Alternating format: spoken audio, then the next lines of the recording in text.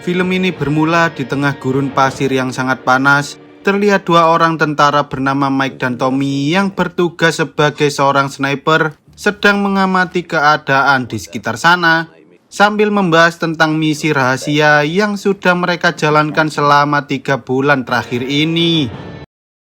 Tak lama kemudian, mereka akhirnya melihat target dari misi mereka yang saat itu sedang berkendara menggunakan mobil, sehingga Tommy pun segera menghubungi markas pusat untuk mencari tahu apakah orang-orang itu benar-benar target dari misi mereka. Markas pusat lalu mengatakan bahwa target mereka merupakan seorang pria parubaya berumur 65 tahun yang berada di antara rombongan mobil tersebut. Tetapi ketika Mike sadar bahwa orang-orang itu sedang mengadakan pernikahan, entah mengapa ia menjadi ragu untuk menembak orang itu, hingga membuat lokasi mereka ketahuan oleh para penjaga yang langsung menembaki mereka. Mike dan Tommy lalu mencoba kabur dari sana dengan cara melompat dari atas tebing dan bersembunyi di balik bebatuan. Namun karena posisi mereka hampir ketahuan, Mike berusaha memancing orang-orang tersebut hingga akhirnya mereka berhasil meloloskan diri. Sayangnya ketika mereka berdua mencoba menghubungi markas pusat untuk menjemput mereka, tanpa disadari dari arah berlawanan muncul sebuah badai pasir yang langsung menerjang ke arah mereka hingga membuat komunikasi dengan markas pusat pun sempat terputus. Meski begitu, Tommy mendengar bahwa markas pusat telah mengirimkan tim bantuan di sebuah desa yang letaknya kurang lebih 6 km dari tempat mereka berada saat ini, sehingga mau tak mau mereka terpaksa harus berjalan kaki melewati dataran padang pasir untuk bisa sampai di desa tersebut. Di tengah perjalanan, Mike dan Tommy sempat melihat ada dua orang asing yang sedang menggali pasir di tengah-tengah badai. Tetapi tampaknya mereka berdua tak peduli dengan hal itu, dan mereka pun kembali melanjutkan perjalanan sambil mengamati keadaan yang ada di sekitar sana. Setelah berjalan cukup jauh, Mike menemukan sebuah pelang misterius dengan gambar tengkorak, yang mana hal itu membuat dirinya teringat dengan beberapa berita yang mengatakan bahwa musuh telah menebarkan 33 juta ranjau darat di seluruh dataran gurun pasir itu. Mendengar perkataan Mike, Tommy pun mengatakan bahwa para musuh sengaja membuat pelang dan menyebarkan beberapa berita hoax, karena hal ini merupakan salah satu cara musuh untuk menakut-nakuti para tentara agar para tentara tak mengusik bisnis mereka. Meski Mike sempat ragu, ia tampaknya tak punya pilihan lain selain melanjutkan perjalanannya, karena jika mereka tetap berada di sana, para pasukan musuh pasti akan segera mengetahui keberadaan mereka. Singkat cerita, ketika Mike dan Tommy hampir tiba di desa yang mereka tuju, tanpa disadari Tommy justru tak sengaja menginjak sebuah ranjau darat hingga membuat kedua kakinya hancur tak tersisa. Bahkan tubuhnya juga mengalami luka yang cukup parah. Sayangnya karena Mike merasa bahwa ia juga sedang menginjak sebuah ranjau darat, ia pun tak bisa membantu Tommy begitu saja, sehingga ia berusaha menenangkan Tommy sambil mengarahkannya untuk melakukan pertolongan pertama pada dirinya sendiri. Tak hanya itu, ia juga meminta agar Tommy segera menghubungi markas pusat untuk mengirimkan bantuan pada mereka. Namun karena pikiran Tommy saat itu sedang kacau, ia justru menembak dirinya sendiri, yang mana hal itu membuat Mike sangat sedih karena ia sudah menganggap Tommy sebagai sahabatnya. Meski begitu, Mike tak ingin mengalami kejadian yang sama seperti Tommy, sehingga dengan hati-hati ia mencoba berlutut untuk mengecek apakah di sana benar-benar ada ranjau, dan sepertinya dugaan Mike benar karena ia menemukan sesuatu di balik kakinya itu. Mike lalu mencoba mengambil tas milik Tommy yang berisi radio dengan barang-barang seadanya, dan setelah ia berhasil mengambil tas tersebut, ia pun berniat untuk meminta bantuan pada markas pusat. Tetapi karena baterai radionya habis, Mike terpaksa harus menunggu terlebih dahulu sambil mengecas baterainya menggunakan cahaya matahari. Selama berada di sana, Mike sempat mengecek barang-barang apa saja yang bisa ia gunakan untuk bertahan hidup.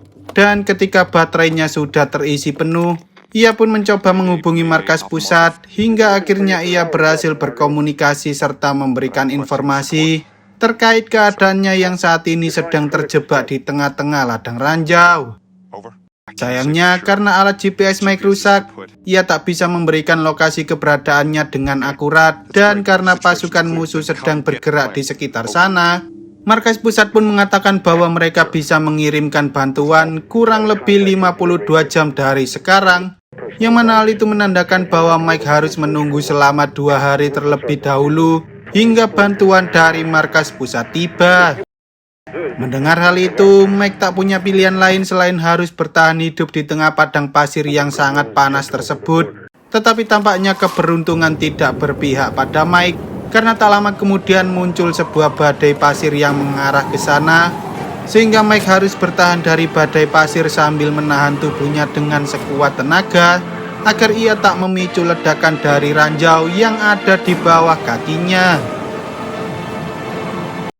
Singkat cerita, setelah badai pasir itu lewat, Mike menyadari bahwa hempasan dari badai pasir membuat tubuh Tommy terseret ke arah dirinya. Dan tak hanya itu, ternyata tas berisi radio milik Tommy juga sempat terseret cukup jauh, sehingga Mike pun hanya bisa pasrah sambil menunggu bantuan dari markas pusat tiba. Panasnya terik matahari membuat pikiran Mike semakin kacau, bahkan ia sempat berpikir untuk mengakhiri hidupnya sendiri. Namun ketika ia melihat ada seseorang, sebut saja Ahmad, yang berjalan di dekat sana, ia pun berusaha mengusir Ahmad sambil memperingatkan bahwa di sekitar sana terdapat banyak ranjau darat yang dapat meledak seketika. Bukannya pergi, entah mengapa Ahmad justru mendekati Mike sambil berjalan secara zigzag, yang mana hal itu membuat Mike sempat berpikir bahwa Ahmad merupakan orang yang menanam seluruh ranjau darat di sekitar sana, sehingga ia tahu bagaimana caranya berjalan tanpa menginjak ranjau sama sekali. Saat Ahmad sudah ada di dekat Mike, Mike pun meminta pada Ahmad untuk mengambilkan air minum serta radio yang ada di dalam tas miliknya. Tetapi Ahmad yang mengetahui bahasa Mike justru menyuruh Mike untuk segera pulang, dan ia pun pergi dari sana sambil membawa botol minuman yang sebelumnya diberikan oleh Mike. Mike yang sedang kehausan akhirnya terpaksa harus meminum air kencingnya sendiri. Namun tanpa disadari, tiba-tiba datang seorang anak kecil yang langsung berlari ke arah Mike sambil memberikan botol berisi air minum yang ia berikan pada Ahmad sebelumnya. Saat Mike mencoba meminta anak itu untuk mengambilkan radio miliknya, entah mengapa anak itu malah memberikan mainan tentara-tentaraan padanya. Lalu ia pun segera pergi dan meninggalkan Mike di sana. Singkat cerita, ketika hari mulai malam, Mike pun berusaha membuat sebuah api unggun untuk dijadikan sebagai penerangan, sambil melihat beberapa foto tentang ia dan kekasihnya, yang mana hal itu membuat Mike kembali mendapatkan kepercayaan diri untuk bisa keluar dari padang pasir ini hidup-hidup, agar ia bisa bertemu dengan kekasihnya lagi. Tak lama kemudian, Mike tiba-tiba merasakan adanya bahaya yang sedang mengintai dirinya dari balik kegelapan. Dan setelah ia tahu bahwa ia sedang dikepung oleh kawanan hyena, ia pun langsung menembaki hyena itu hingga akhirnya ia berhasil selamat dari ganasnya malam, meski Mike tidak tidur sama sekali. Siangnya, ketika Ahmad kembali mendatangi Mike, Ahmad cukup kagum dengan kegigihan Mike karena ia berhasil bertahan hidup dari serangan hewan buas di malam hari. Bahkan Mike juga tak mengangkat kakinya sama sekali. Di sana, Ahmad bertanya mengapa Mike menginjak ranjau tersebut, yang mana hal itu membuat Mike merasa kesal karena ia tak tahu bagaimana caranya melewati ranjau-ranjau itu seperti yang dilakukan oleh Ahmad sebelumnya. Bahkan ia juga sempat menyebut Ahmad sebagai kaum berber. Mendengar hal itu, Ahmad pun menjelaskan bahwa arti dari kata berber sebenarnya adalah orang bebas, dan ia juga mengatakan bahwa ia tak tahu di mana ranjau-ranjau itu berada, karena selama ini ia hanya mengikuti takdirnya untuk bisa melewati padang pasir itu dengan selamat. Merasa kasihan dengan Mike, Ahmad akhirnya mau mengambilkan radio itu dan memberikannya kepada Mike. Tetapi saat Mike mencoba menghubungi markas pusat, entah mengapa koneksinya tiba-tiba terputus begitu saja, sehingga Ahmad yang tak tega dengan Mike pun berusaha menyemangatinya, sambil mengatakan bahwa Mike harus yakin dengan dirinya sendiri untuk bisa bertahan hidup. Singkat cerita, setelah Ahmad pergi dari sana, Mike menyadari bahwa kakinya mulai terasa sakit dan ternyata ia disengat oleh kalajengking, yang mana hal itu membuat Mike sempat merasa pusing dan mulai berhalusinasi. Di sana, Mike mulai berbicara sendiri seperti ia sedang berbicara dengan seseorang. Bahkan Mike juga sempat melihat Tommy yang tiba-tiba kembali hidup, sambil mengatakan pada Mike bahwa ia akan selalu menemaninya hingga Mike bisa pulang menemui kekasihnya lagi. Malamnya, Mike kembali melihat sosok Tommy dan ia pun mulai berbincang-bincang dengannya tentang masa lalu Mike yang tak pernah ia katakan pada siapapun. Bahkan ia juga tak pernah mengatakan pada Tommy yang merupakan sahabatnya itu. Tommy lalu mengatakan pada Mike bahwa ia harus kembali hidup-hidup karena kekasihnya yang bernama Jenny sedang menunggu di rumah. Dan saat Mike kembali dikepung oleh para hiena, ia pun berusaha melawan dengan sekuat tenaga karena ia tak ingin mati di sana begitu saja. Meski Mike mengalami luka yang cukup parah akibat serangan dari para hiena, ia akhirnya berhasil mengalahkan seluruh hiena tersebut. Namun sayangnya ketika Mike mencoba menghubungi markas pusat lagi, mereka justru mengatakan bahwa bantuan yang telah dikirimkan sedang terlibat baku tembak dengan pasukan musuh, sehingga mereka meminta agar Mike menunggu lebih lama lagi, kurang lebih 17 jam dari sekarang. Mendengar hal itu, Mike yang mulai kehilangan kesadaran pun mengatakan bahwa ia tak bisa bertahan lebih lama lagi. Dan saat Mike hendak terjatuh, tiba-tiba Ahmad datang menghampirinya. Bahkan ia juga mengobati luka yang ada di seluruh tubuh Mike.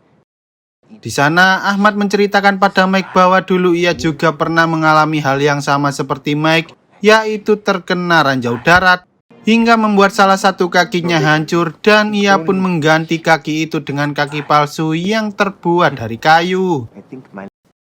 Singkat cerita, ketika Mike terbangun dari halusinasinya, ia melihat ada beberapa mobil yang melintas di dekat sana, sehingga Tommy menyuruh Mike untuk segera menyalakan suarnya agar mereka bisa mengetahui di mana lokasi Mike berada saat ini. Tetapi sebelum Mike berhasil menyalakan suar, tiba-tiba ia mulai ditembaki oleh beberapa musuh yang mengetahui keberadaannya. Dan karena Mike masih ingin bertemu dengan kekasihnya lagi, ia akhirnya mencoba memberanikan diri untuk melawan semua musuh dengan menggunakan skill penembak jitu miliknya. Setelah Mike berhasil mengalahkan kedua musuh tersebut, entah mengapa tiba-tiba ia melihat sosok ayahnya yang mulai berjalan menghampiri dirinya. Namun karena Mike tak ingin termakan oleh ketakutan yang ada di masa lalu, ia pun berusaha untuk melawan ketakutan terhadap ayahnya sendiri. Tanpa disadari, ternyata sosok ayahnya itu datang bukan untuk menyakiti Mike, melainkan ayahnya justru mengatakan bahwa ia sangat bangga karena Mike mampu merubah kepribadiannya menjadi seorang pria yang lebih baik, bukan seperti ayahnya yang suka berbuat kasar itu. Lalu ketika Mike mencoba berjalan untuk mengambil suar, betapa terkejut dirinya karena ranjau yang ada di bawah kakinya itu tidak meledak. Dan setelah Mike menggali pasir tersebut, ternyata benda yang ia injak selama ini bukanlah sebuah ranjau, melainkan hanya sebuah kaleng yang berisi mainan tentara-tentaraan, seperti yang diberikan oleh anaknya Ahmad sebelumnya. Melihat hal itu, Mike pun merasa sangat lega karena ia berhasil bertahan hidup.